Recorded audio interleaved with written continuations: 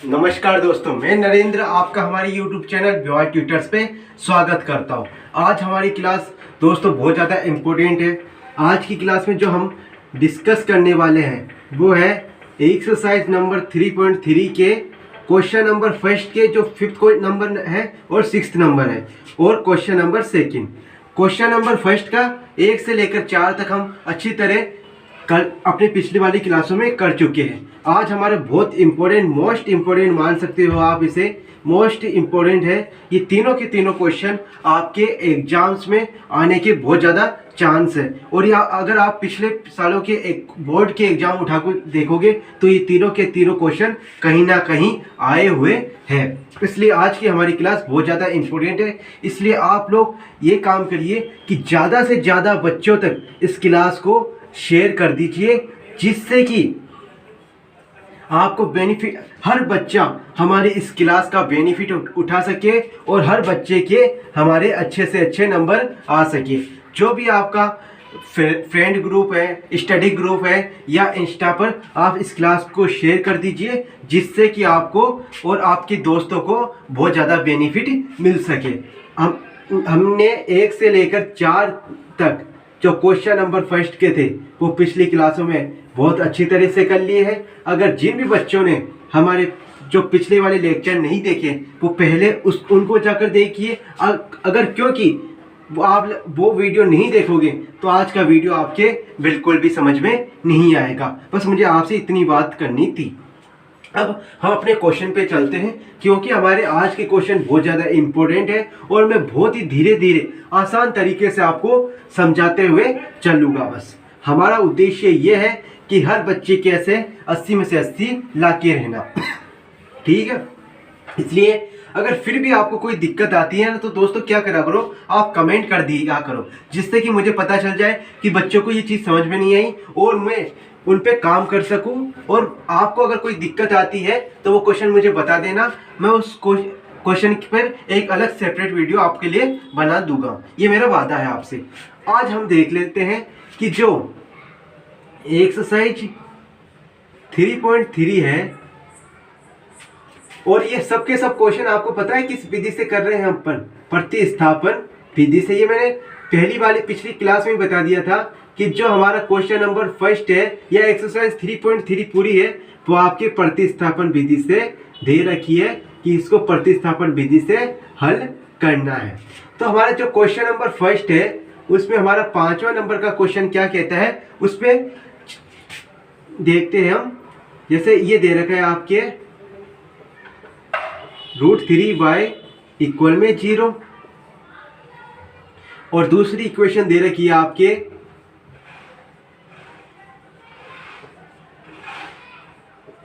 Equal में 0। तो सबसे पहला काम हमें क्या करना है, हमें ये करना है, सर आपने 4 क्वेश्चन करवा दिए और एक एग्जाम्पल करवाया था, उसमें आपने ये बताया था कि सबसे पहले हमको इन्हें समीकरण नंबर 1 और समीकरण नंबर 2 मानना है।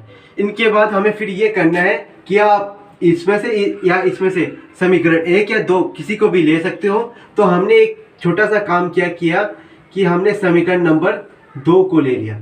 समीकरण नंबर 2 को क्यों लिया, क्योंकि इससे हमें x या y किसी का भी मान ले सकते हैं, और x या y का जो भी मान आएगा वो अपन इस फर्स्ट में रख सकते हैं, जिससे कि एक मान आ जाएगा समीकरण नंबर 2 से। तो अब हम क्या करते हैं, देखो ये आपके दे रखी है इक्वेशन ऐसे √3x। अगर ये माइनस की चीज इधर जाएगी तो क्या हो जाएगी, प्लस की। प्लस में क्या हो जाएगी आपके √8y, क्योंकि ये पूरी की पूरी क्या है, माइनस का साइन। माइनस का साइन दूसरी तरफ जाएगा तो क्या हो जाएगा, प्लस की चीज, प्लस का साइन हो जाएगा। इसलिए हमने लिख दिया √8y इक्वल में। अब हमें सिर्फ यहाँ पे पिछला एक क्वेश्चन था, क्वेश्चन नंबर 2, उसमें भी मैंने ये बताया था कि यहाँ पे सिर्फ हमें x रखना है। तो x रखना है तो हमने क्या किया, इस √3 को जो कि मल्टीपल में है, तो मल्टीपल में है तो ये √8 के नीचे जाएगा, बटे में जाएगा, जिसको अपन ऐसे लिख सकते हैं। यहाँ तक मैं उम्मीद करता हूँ कि हर बच्चे को ये चीज़ समझ में आई होगी, यहाँ तक किसी को कोई दिक्कत नहीं हुई होगी। अब हमने क्या किया, इसको मान लिया इक्वेशन नंबर 3। इक्वेशन नंबर 3 मान लिया तो क्या किया हमने, जो हमारा समीकरण नंबर 1 है उसमें क्या किया, समीकरण 1 में समीकरण नंबर 3 से इक्वेशन नंबर 3 से वैल्यू रखने पर, वैल्यू पुट करनी है हमको, जो ये मान आया x का, ये मान रखने पर, है ना। अब देखो ये हमें दे रखा है √2 और फिर x दे रखा है। x की जगह हम क्या कर लेते हैं, ये इतनी वैल्यू लिख लेते हैं, √8 बटे में √3 और y, ये हमने x की जगह यहाँ पे रख लिया, कुछ अलग काम नहीं किया। √2 था, √2 लिख दिया, फिर x था, x की जगह हमने क्या किया, ये लिख दिया। ये जो वैल्यू हमने ज्ञात की थी पक्षांतर करने के बाद, वो मैंने ऐसे की ऐसे यहाँ पे लिख दी। अब देखो प्लस में आपको क्या दे रखा है, √3y। यहाँ तक आपको मैं उम्मीद करता हूँ कि कोई बड़ी चीज़ नहीं थी, यहाँ तक आप सब लोगों को समझ में आई होगी चीज़। अब देखो, अब कुछ चीज़ जो मैं समझाना चाहता हूँ वो देखो आप, √8 होता है, √8 के फैक्टर मैंने आपको पिछली क्लास में भी निकालना बताया था कि जो हमारा चैप्टर नंबर 1 था उसमें मैंने फैक्टर्स आप निकालना आपको बताया था। तो √8 के फैक्टर्स ये होते हैं, 2 दूनी 4, 4 दूनी 8। तो एक चीज़ देखिए, जब अगर ये रूट का साइन आ जाता है ना, तो हमें देखना है कि अंदर कितने पेयर बन रहे हैं। पेयर का मतलब 2, कितने पेयर बन सकते हैं, जैसे 3 3 का ये एक पेयर होता है, और 5 जैसे किसी भी का भी वापस में वो संख्या रिपीट होती है ना, तो वो एक पेयर बनता है, यानी जोड़ा बनता है। तो यहाँ पे एक तो ये पेयर बन गया 2 2 का। तो पेयर बनने के बाद हम क्या कर सकते हैं, इस चीज़ को बाहर लेके आ गए। ये जितना 2 बना ना, तो कितनी बार अपन बाहर लेके आ गए, एक पेयर बना तो एक पेयर का मतलब 2 बाहर ले लिया, और अंदर पेयर 2 इसका नहीं बना तो हमने इसको ऐसा का ऐसा लिख दिया। बस ये छोटा सा काम करना था, जो कि आप पिछली क्लासों में भी अच्छी तरह सीख चुके हो। तो आप देखो √8 को अपन क्या लिख सकते हैं, √8 को अपन ये लिख सकते हैं, जो मैंने आपको प्रूफ करके बता दिया कि अपन ये लिख सकते हैं, और बटे में √3 है और y मल्टीपल में है, प्लस क्या है √3y = 0। यहाँ तक आप लोगों को चीज़ समझ में आई होगी। ठीक है, अब हम आगे चलते हैं कि आगे हम कैसे कर सकते हैं। यहाँ से देखने से ये क्वेश्चन थोड़ा बहुत कठिन लग रहा है। तो एक चीज़ और मैं आप लोगों को जो समझाना चाहता हूँ वो देखो, अगर मैं √2 और √2 का जब आपस में मल्टीपल करता हूँ, तो आप लोग मुझे बताओ कि क्या आएगा इनको हल करने पर। तो जो हमारा आएगा वो आएगा 2 आएगा। जैसे हमने मान लिया कि हमारा √5 और √5 है, कोई भी संख्या है, अगर ऐसी इसका क्या आएगा सर 5 आएगा। वो अगर किसी बच्चे को कोई दिक्कत आती है कि कैसे आएगा, तो वो चीज़ समझने की कोशिश करो कि मैं ये चीज़ समझाना क्यों चाहता हूँ। तो देखो, जैसे हमने माना ये √5 है, रूट का मतलब क्या होता है, ये जैसे रूट लगा हुआ है, इस रूट का मतलब क्या होता है, इस रूट का मतलब होता है मेरे भाई, इसका मतलब होता है जो भी पावर होगी उसके 1/2, जो भी संख्या होगी उसकी पावर में 1/2। तो मतलब संख्या कितनी है हमारी 5, और इसकी पावर में क्या हो जाएगा 1/2, और मल्टीपल में वो लिख दिया। इसका भी क्या होगा 5 और पावर में 1/2, है ना। रूट का मतलब होता है 1/2। और एक चीज आपने पिछली क्लास में अच्छी तरह समझा होगा कि जब आधार समान होता है ना, तो उनकी घातें प्लस हो जाती है। तो यहाँ पे आधार क्या है 5 है और 5 है, तो 5 5 दोनों समान है, तो 5 समान है, तो इनकी घातें क्या होती है आपस में प्लस हो जाती है। जब आधा आधा प्लस करोगे तो कितना होता है 1 होता है, 5 की पावर 1, और 5 की पावर का मतलब होता है 1 का मतलब 5, और ये 5 हमने ऐसे लिखा था। अगर किसी बच्चे को कोई दिक्कत आती है तो वो यहाँ से इसका सॉल्यूशन देख सकता है। ये चीज़ आप पिछली क्लासों में अच्छी तरह समझ चुके हो, कक्षा 7 या 8 में, इसलिए मैंने इन पे और हम आगे की ओर चर्चा करते हैं। अगर कोई यहाँ तक किसी बच्चे को कोई दिक्कत है तो आप मुझे कमेंट कर देना, जिससे कि मैं चीज़ें आपके लिए और आसान कर सकूँ अगले वीडियो में। अब देखो मैंने यहाँ पे क्या बताया कि √2 अगर √2 से मल्टीपल होगा तो क्या बनेगा 2, और यहाँ पे हमारा क्या है 2। यानी ऊपर हमारा 4 आ गया। 4 कैसे आया? ये √2, पहले तो इस √2 से मल्टीपल होगा तो मैंने बताया 2 आएगा, और ये 2 हमारा ऐसा का ऐसा हमने लिख दिया, और बटे में हमारा क्या है? √3, और मल्टीपल में क्या है? y, है ना, ये चीज़ है यहाँ पे। और फिर प्लस क्या दे रखा है? प्लस आपको दे रखा है √3y इक्वल में 0, आपके इतना दे रखा है। यहाँ तक आप लोगों को साफ दिखाई दे रहा है, और उम्मीद करता हूँ कि चीज़ें समझ में आई होगी। अब देखो 2 दूनी कितना होता है? 4, 4 बटे √3, और ये y हमने ऐसे लिख दिया।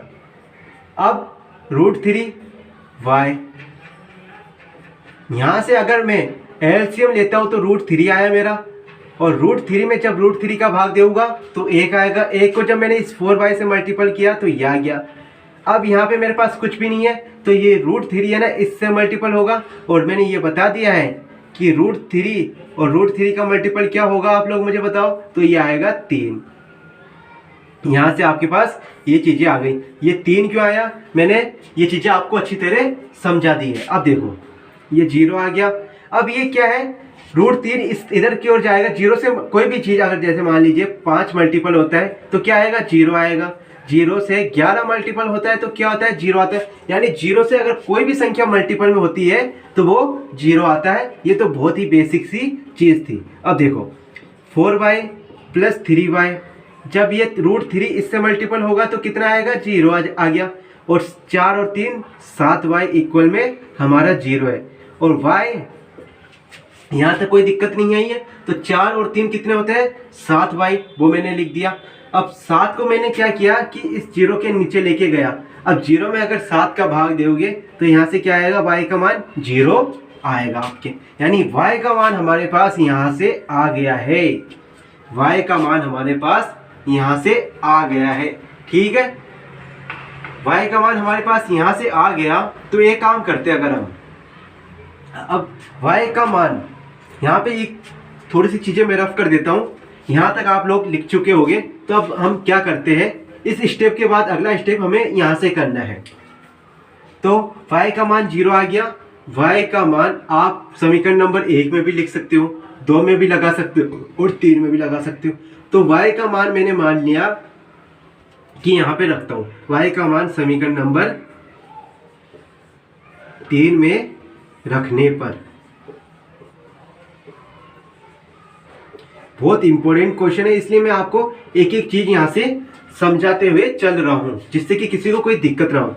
तो ये दे रखा है आपके √8 बटे √3, और मल्टीपल में y दे रखा है। तो y का मान तो हम लेके आ गए 0, यानी यहाँ से हमारा 0 आ गया।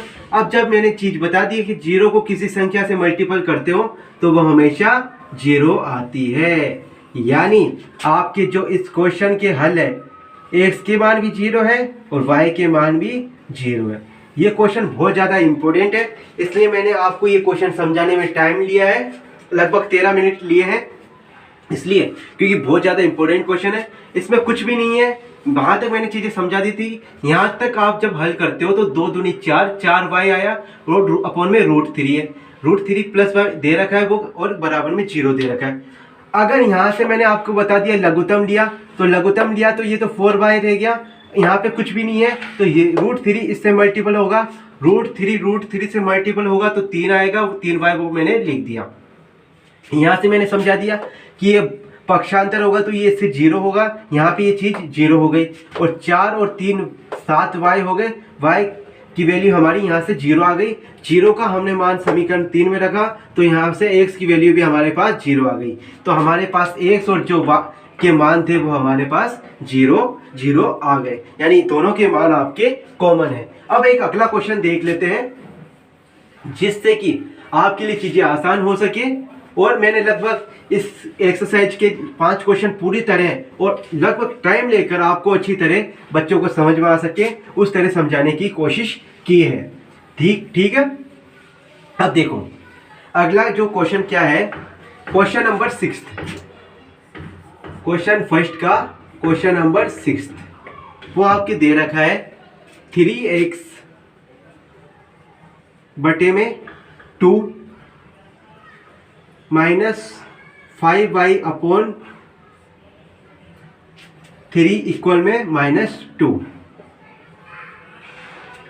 और आपके दे रखा है x/3 प्लस y/2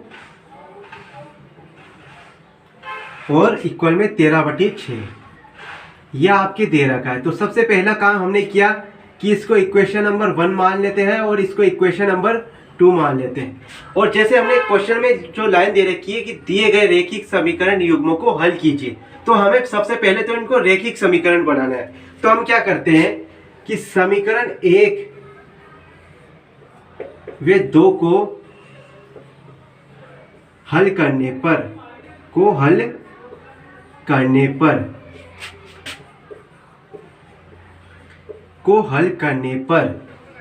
यहाँ पे अब जो भी काम होगा हमको इनको सोल्व करना है, और वो सोल्व करने का काम क्या होता है, रफ काम होता है। रफ काम को हम जो हमें बोर्ड एग्जाम में कॉपी मिलती है उसके पीछे के लास्ट पेज पे हमें करना होता है। तो सबसे पहले हमने क्या किया, समीकरण नंबर 1 लिया, 3x/2 माइनस 5y/3 इक्वल में -2 है।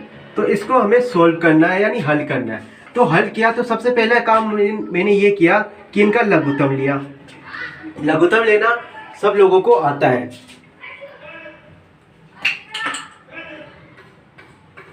लघुत्तम लेना मैं उम्मीद करता हूं कि सब बच्चों को आता है। तो मैंने क्या किया, जब यहां से 2 और 3 का जो एलसीएम है वो 6 आ गया। जब 2 का 6 में भाग दिया तो 3 बार आया, और 3 को जब इस 3x से मल्टीपल किया तो क्या आ गया, 9x। जब इस 3 नीचे 3 है, 3 का जब इस एलसीएम 6 में भाग दिया तो कितना आया, 2, और 2 को जब इस से भाग दिया तो 10y आ गया। मल्टीपल किया तो ये आ गया, और ये आपकी चीजें आ गई। मैं उम्मीद करता हूं कि आपको लघुत्तम लेना आता है। अब देखो यहां से मेरे पास क्या बन गया, 9x माइनस 10y, और ये क्या है, उधर जाएगा तो क्या हो जाएगा, मल्टीपल, -12। यानी इसको समीकरण 1 को सोल्व करने के बाद हमारे पास चीजें क्या आ गई, 9x माइनस 10y इक्वल -12। इसको मान लिया हमने इक्वेशन नंबर 3। यानी यहां तक सोल्व करने के बाद हमारे पास चीजें क्या आ गई, इतनी आ गई। अब एक समीकरण नंबर 2 को भी हम हल कर लेते हैं, जिससे कि हमारे रैखिक समीकरण युग्म बन सके। अब देखो x/3 प्लस y/2 इक्वल 13/6। अब देखो लघुत्तम लिया हमने, 2 और 3 का 6 आ गया। यहाँ से मेरे पास 2x आ गया, और यहाँ से मेरे पास 3y आ गया, और यहाँ पे मेरा बराबर 13/6 दे रखा है। यहाँ पे थोड़ी चीजें जल्दी समझी जिससे कि एक क्वेश्चन और कर सके। अब देखो यहाँ से बराबर में था, ये कट गया, तो यानी यहाँ से हमारे पास क्या बना, 2x प्लस 3y इक्वल में 13। यानी ये भी हमारा एक था जो रैखिक समीकरण युग्म बन गया। क्या बना, 2x plus 3y equal 13।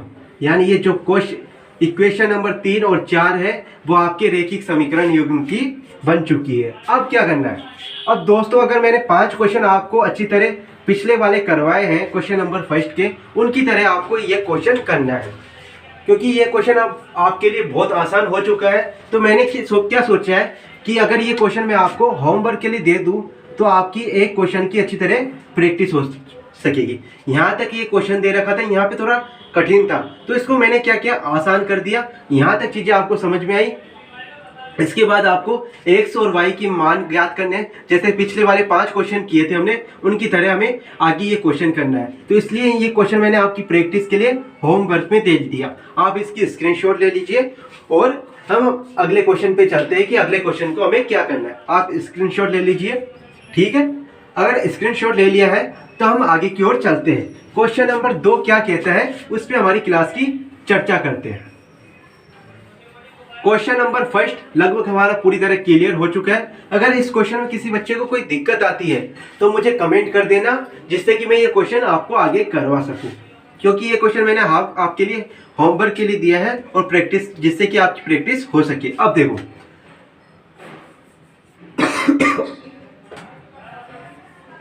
Question number 2 आपकी क्या कहता है, वो आपको दो इक्वेशन दे रखी है, 2x प्लस 3y इक्वल में 11 और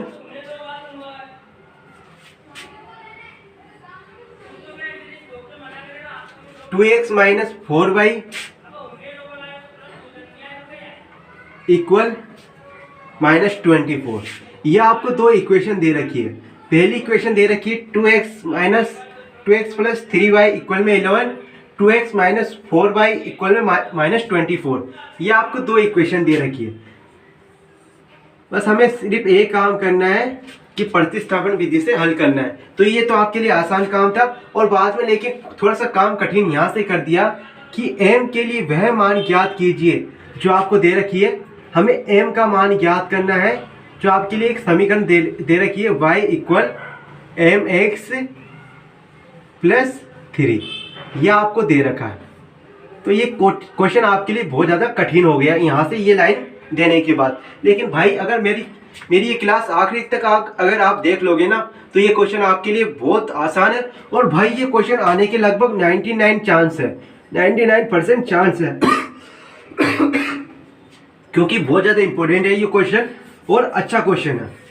देखो सबसे पहले तो हमें करना क्या है कि x और y के मान लेके आने हैं। लेने के बाद हमें इस वैल्यू में पुट करनी है जिससे कि हमारे पास m की वैल्यू आ जाएगी। हमें सिर्फ m का मान ज्ञात करना है। तो हमें क्या करें, हम ये करते हैं कि हमने पिछले क्वेश्चन भी लगभग 6 क्वेश्चन कर चुके हैं। इस क्वेश्चन को करने से पहले तो हम ये करते हैं कि हमने माना समीकरण नंबर 2 से पक्षांतर करते हैं। अब समीकरण नंबर 2 से हमने क्या किया कि 2x को इधर की इधर रखा और ये -24 यहाँ पे है और ये -4y इधर दूसरी तरफ जाएगा तो क्या हो जाएगा, माइनस का साइन चेंज हो जाएगा। यहाँ से आपके पास आ जाएगा 4y। यहाँ से कोई चीज़ दिक्कत नहीं है, यहाँ से आपके लिए चीज़ें आसान हो गई। अब पिछले वाले क्वेश्चंस में भी मैंने बताया है कि यहाँ पे सिर्फ हमें x रखना है, x रख दिया तो ये चीज़ क्या आ जाएगी, बटे में जाएगी। ये पूरे के पूरे इसके बटे में गई। यहाँ से किसी को कोई दिक्कत नहीं है। क्या किया कि हमने ये वाली इक्वेशन ली समीकरण नंबर 2, 2x में क्या किया कि माइनस का साइन है उधर जाएगा तो प्लस का हो गया। यहाँ तक कोई दिक्कत नहीं है। अब हमें सिर्फ यहाँ पे x रखना है तो ये 2 इसके बटे में जाएगा यानी भाग में जाएगा, यानी यहाँ से हमारे पास x का ये मान आ गया। अब देखो इसको मान लिया हमने इक्वेशन नंबर 3, इक्वेशन नंबर 3 मान लिया ना। तो अब क्या करते हैं कि समीकरण नंबर 1 में समीकरण नंबर 3 से मान रखने पर, यहां तक मैं उम्मीद करता हूं कि किसी भी बच्चे को कोई दिक्कत नहीं है। अगर किसी भी प्रकार की कोई दिक्कत हो ना, आप लोग मुझे कमेंट कर देना जिससे कि मैं आपके लिए चीजें और आसान कर सकूं और अच्छी तरह समझा सकूं। अब देखो क्या किया कि हमें ये मान रखना है तो हमें 1 में रखना है। तो 1 हमारे पास क्या है, सबसे पहले 2 को मैंने ऐसे लिख दिया। अब x दे रखा है और x की जगह हम क्या करते हैं, ये लिख लेते हैं यहाँ पे -24 प्लस 4y बटे में 2 ये दे रखा है, वो x की जगह हमने लिख दिया। फिर क्या दे रखा है, प्लस में 3y इक्वल में 11 ये हमको दे रखा है। यहाँ तक किसी बच्चे को कोई दिक्कत नहीं। लेकिन यहाँ पे ये बटे में है तो ये गुणा में ये कैंसिल हो सकता है, यहाँ पे कोई घबराने वाली बात नहीं है। अब क्या बचा मेरे पास, माइनस का 24 plus 4y plus 3y equal में 11। यहाँ से आपके पास ये आ गया। अब देखो 4 और 3 कितने होते हैं, 7y। अगर ये माइनस की चीज इधर जाएगी तो क्या हो जाएगी, प्लस की 24। क्या किया, 4 और 3 7y हो गई। अब -24 इधर जाएगा तो क्या हो गया, प्लस का हो गया। यहां तक कोई दिक्कत नहीं है। अब देखो 11 और 24 कितने होते हैं, 35 होते हैं। अब जब हमने 7 का 35 में भाग दिया तो हमारे पास जो y का मान था वो 5 आ गया। y का जो मान था वो हमारे पास 5 आ गया। अब देखो y का मान हमारे पास 5 आ गया तो हम एक काम करते हैं कि हम ये y का मान समीकरण नंबर 2 में या 1 में या 3 में किसी में भी रख सकते हो। तो हमने क्या किया कि y का मान यहाँ पे लिख लेते हैं, y का मान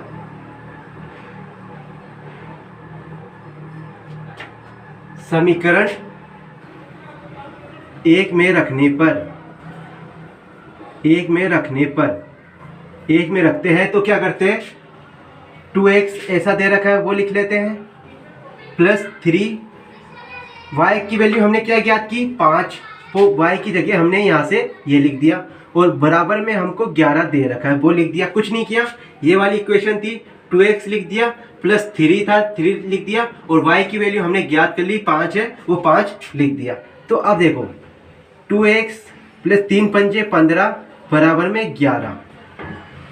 में 11, यानी अब ये प्लस की चीज इधर जाएगी तो क्या हो जाएगी माइनस की, यानी 11 माइनस 15, यानी यहाँ से हमारे पास क्या आ गया, 11 में से माइनस 15 में से 11 जाएगा तो क्या बचेगा माइनस का 4, और जब -4 में इस 2 का भाग दिया तो यहाँ से हमारे पास x की जो वैल्यू थी वो हमारे पास -2 आ गई है, यानी x की वैल्यू भी आ गई आपके पास। x की वैल्यू क्या है -2, और y की वैल्यू क्या है आपके पास प्लस का 5, यानी x और y की वैल्यू हम लेकर आ गए हैं बहुत आसान तरीके से।